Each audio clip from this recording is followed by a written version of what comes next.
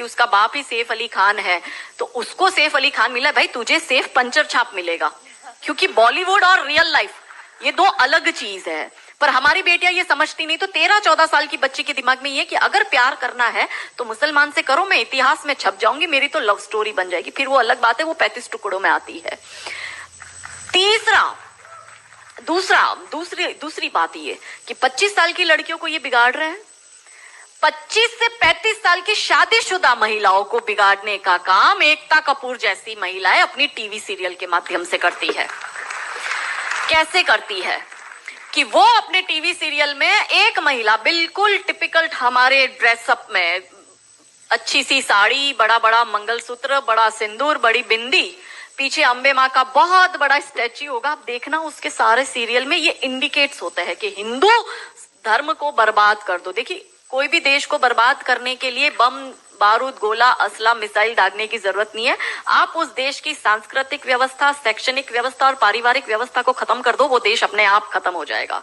यही षड्यंत्र चल रहा है। तो इस देश में महिलाओं और बेटियों के दिमाग को खराब कर दो, क्योंकि हम परिवार व्यवस्था में समझते हैं तो जो बेटी हमारी आज हमारे घर की बेटी है वो किसी के घर की बहू बनेगी और वो दो परिवारों को जोड़ती है, तो उन परिवारों को बर्बाद करने का षड्यंत्र चल रहा है। तो होता क्या है, दिखाएंगे क्या सीरियल में?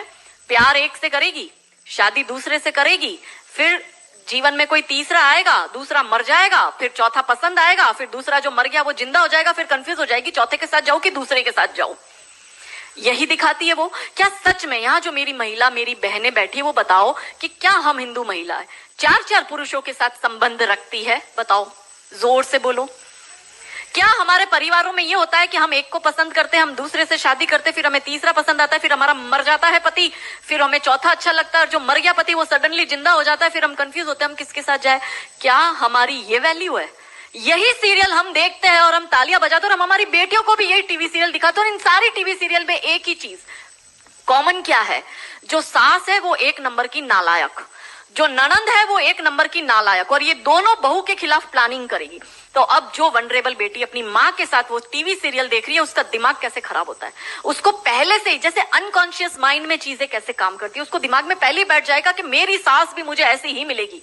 क्यों हमारे हिंदू परिवार टूट रहे? क्यों आजकल हमारी बेटियों को ज्वाइंट फैमिली में रहना पसंद नहीं आता है? उसे शादी के दूसरे दिन अलग होना है।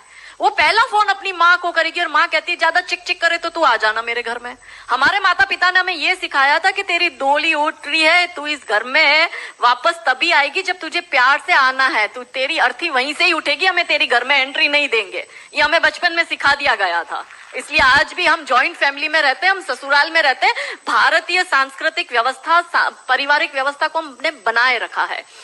फिर एकता कपूर क्या करेगी? अनुपमा जैसी सीरियल में, ये एक ऐसी सीरियल है इसमें इतने ब्रेकअप और इतने डिवोर्स दिखा दिए कि इतने तो मुझे लगता है यहाँ जितनी मेरी बहनें और जितने मेरे भाई बैठे इनके जान पहचान परिवार पूरे खानदान में नहीं हुए होंगे, इतने उस एक सीरियल में दिखाए।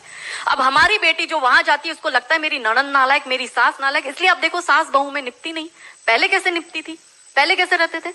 और तीसरा जो मैंने कहा OTT, 35 से 45 वर्ष तक की महिला जो कि वर्किंग विमेन है, जो जॉब करती है, उस महिला को कैसे दिमाग खराब करना है फेमिनिज्म के नाम पर। यदि आप नौकरी कर रही है तो आपको परिवार नहीं चाहिए, आपको पति नहीं चाहिए, आपको सास ससुर नहीं चाहिए, वो सब आपके पैर की जूती, क्योंकि आप वर्किंग विमेन है, आप नौकरी कर रही है। और एक हाथ में दारू का ग्लास, दूसरे हाथ से सिगरेट फूको, अंग्रेजी में बड़ी बड़ी गालियां बको और आप अपने आप को फेमिनिस्ट कहो। क्या ये फेमिनिज्म है? ये फिल्म क्यों नहीं बनाते नायिका देवी पर, दुर्गावती पर, रानी कमलावती पर, रानी चिन्नमा पर, रानी अब्बका पर, रानी लक्ष्मीबाई पर? ये ऐसी फिल्म क्यों बनाते हैं? ये बनाए रानी नायिका देवी पर फिल्म के जिसने मोहम्मद गौरी को नपुंसक बनाकर गुजरात से मार के भगाया था और वो 13 साल तक वापस भारत में नहीं आया था। ये इसलिए नहीं बनाएंगे क्योंकि भारत की बेटी को करीना खान बनाकर उसकी कोख से तैमूर और जहांगीर पैदा करवाने हैं। बहुत बढ़िया, बहुत बढ़िया। ये नहीं चाहते कि हमारे देश की बेटी दुर्गा